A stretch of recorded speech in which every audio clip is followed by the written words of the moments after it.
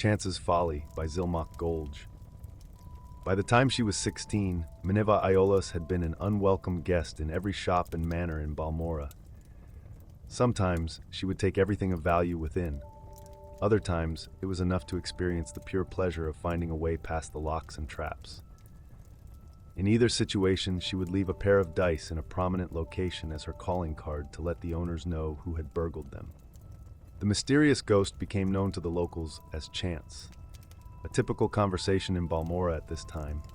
"My dear, whatever happened to that marvelous necklace of yours?" "My dear, it was taken by Chance." The only time when Chance disliked her hobby was when she miscalculated, and she came upon an owner or a guard. So far, she had never been caught or even seen, but dozens of times she had uncomfortably close encounters. There came a day when she felt it was time to expand her reach. She considered going to Vivek or Nissus, but one night at the Eight Plates, she heard a tale of the Heron ancestral tomb. An ancient tomb filled with traps and possessing hundreds of years of the Heron family treasures. The idea of breaking the spell of the Heron tomb and gaining the fortune within appealed to Chance. But facing the Guardians was outside of her experience.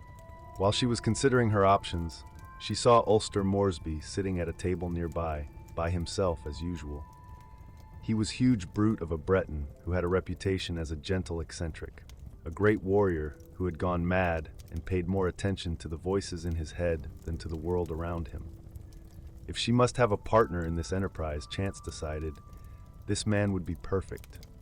He would not demand or understand the concept of getting an equal share of the booty.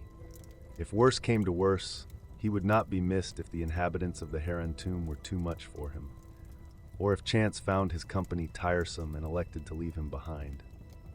"Ulster, I don't think we've ever met, but my name is Minerva," she said, approaching the table. "I'm fancying a trip to the Heron ancestral tomb. If you think you could handle the monsters, I could take care of unlocking doors and popping traps. What do you think?" The Breton took a moment to reply, as if considering the counsel of the voices in his head. Finally, he nodded his head in the affirmative, mumbling, "Yes, yes, yes, proper rock, hot steel, cheatin', walls beyond doors, 53, 2 months and back."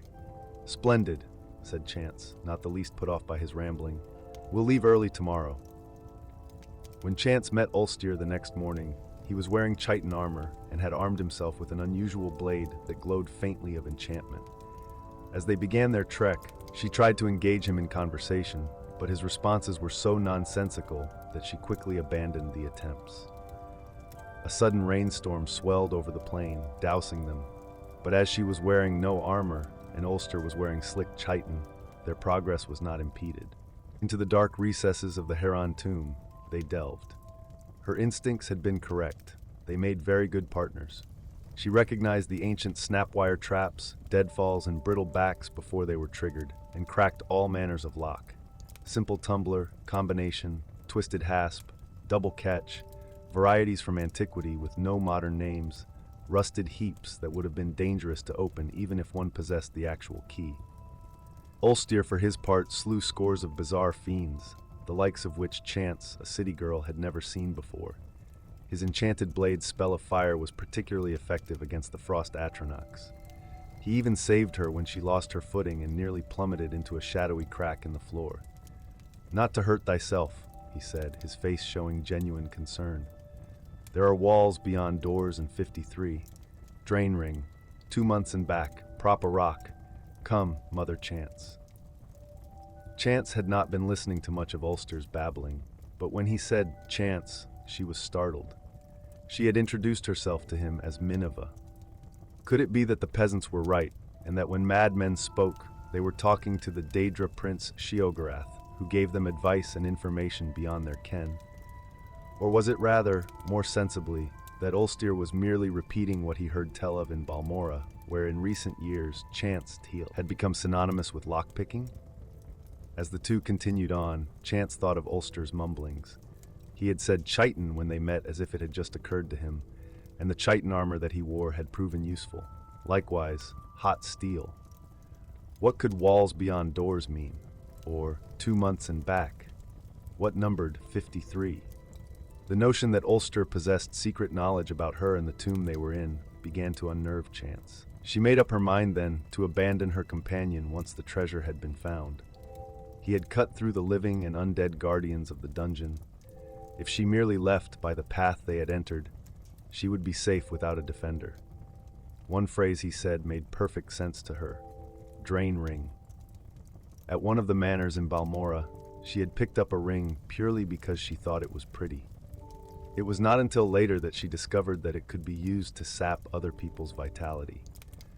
Could Ulster be aware of this? Would he be taken by surprise if she used it on him? She formulated her plan on how best to desert the Breton as they continued down the hall. Abruptly, the passage ended with a large metal door secured by a golden lock.